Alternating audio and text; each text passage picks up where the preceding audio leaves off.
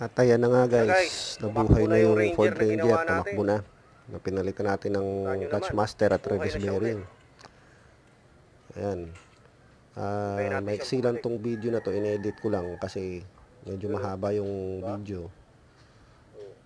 Tingnan nyo na lang yung huli kong video na okay na yung clutch niya. Basta ito, tumakbo na siya.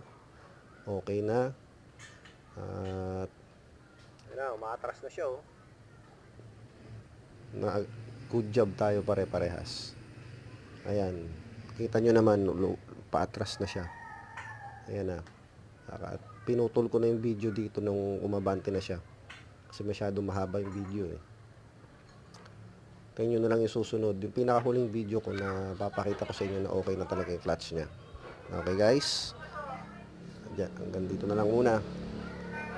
Antayin nyo na lang.